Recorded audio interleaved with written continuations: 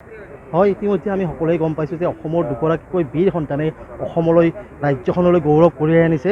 আৰু মই বৰ্তমান উপস্থিত আছোঁ বৰঝাৰ বিমানবন্দৰত, আৰু বৰঝাৰ বিমানবন্দৰত আহি উপস্থিত হৈছেহি লখিমপুৰৰ কদমৰ ধ্ৰুৱজ্যোতি দত্ত, আৰু তেখেতক ইতিমধ্যে আহি বিমানবন্দৰত উপস্থিত হৈছে। আমি সামগ্ৰিক পৰিৱেশসমূহ দেখুৱাইছোঁ। এয়া আপোনাক দাদা, প্ৰথমে আপোনাক অভিনন্দন জনাইছোঁ। ঠিক আছে, ধন্যবাদ। হয়, আপোনাক আচলতে কি বুলি শুভেচ্ছা দিম আমি ভাবি পোৱা নাই। 19 ছেপ্টেম্বৰত যিদিনাখন আমাৰ জুবিন দা আমাৰ মাজৰ পৰা নোহোৱা হৈছিলে, সেইদিনাখন ইনচিডেণ্টটো হৈছিলে মণিপুৰত হৈছিলে। 19 ছেপ্টেম্বৰ দিনাহে হৈছিলে, যিদিনাই জুবিন দা অসমত ঢুকাইছিলে। সেইদিনাই গধূলি মোৰ 5:35 সেইটো সময়তে হৈছিলে এইটো ঘটনাটো।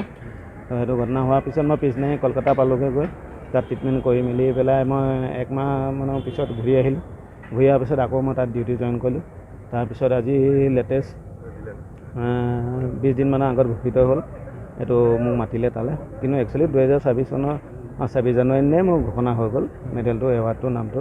কিন্তু ৰিচিভ কৰিবৰ কাৰণে এটা ডে ৱাইজ বনাই, চেৰিমনিয়াম ডে। সেই ডে 8 জুন দিনাই ৰাখিলে।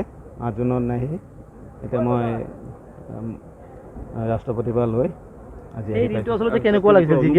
যিদিনাখন আচলতে ৰাষ্ট্ৰপতিৰ পৰা আপুনি বঁটা গ্ৰহণ কৰিবলৈ গৈছিলে তাত, সেই দিনটোৰ অনুভৱখিনি যদি আমাক কয়। সেই দিনটো অনুভূতি এতিয়া কম। এতিয়া চাওক, কিমান ৰাষ্ট্ৰপতি ভৱনত সোমোৱাটোৱে এটা নিজৰ গৌৰৱৰ কথা। হয়, ৰাষ্ট্ৰপতি ভৱনৰ পিছত আকৌ আমাৰ মাননীয় প্ৰধানমন্ত্ৰী দামোদৰ হল আছে। দামোদৰ হলতো তাতো একেলগতে বহি চাহ জলপান কৰি অহা, তো সেইটো এটা গৌৰৱৰ কথা। আৰু বাকী সেয়াই। তো আমাৰ ৰাজ্যখনৰ নৱপ্ৰজন্মক কি ক'ব বিচাৰিব আপুনি? নৱপ্ৰজন্ম নতুন ল'ৰাখিনিক এইটোৱে ক'ব বিচাৰিম, ওলাই আহক ফৌজৰ ডিউটি দেখুওৱাৰ কাৰণে। আজিকালি কোনো তাত কিবা ঘোচ ঘাচ কিবাকিবি একো ছিষ্টেম নহয়, একো কোনো কথা নাহে। আৰামত নিজৰ ফিজিকেল ফিট হ'লে চাকৰি পোৱাটো নিশ্চয় আছে। আৰু নিজৰ যেতিয়ালৈকে ফিজিকেল ঠিক থাকিব, বয়স চাকৰি কৰি ধুনীয়াকৈ দেশ সেৱা কৰি আহিবলৈ মই অনুৰোধ জনাম। আপুনি যদি এবাৰ বঁটাটো আমাক ND-24 দৰ্শকক দেখাই দিয়ে, এয়া আচলতে তেখেতে যি বঁটা লাভ কৰিছে, শেহতীয়াভাৱে যিটো পাইছে সেইটো কোনটো আছিলে? এইটো আচলতে ৰাষ্ট্ৰপতি দিনা, আজি 2 দিন পূৰ্বে মাননীয় ৰাষ্ট্ৰপতিৰ ফালৰ পৰা তেখেতে এই বঁটাটি গ্ৰহণ কৰিছে।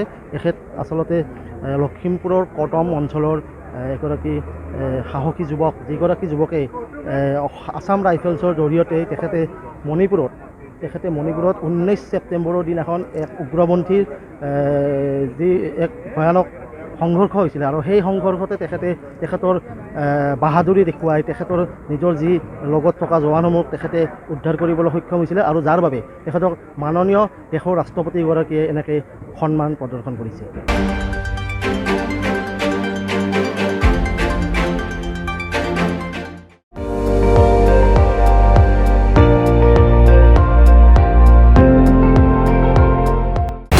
আপুনি চাই আছে ND-24, সৰ্বশ্ৰেষ্ঠ নহয়, সৰ্বোত্তমৰ দৌৰ।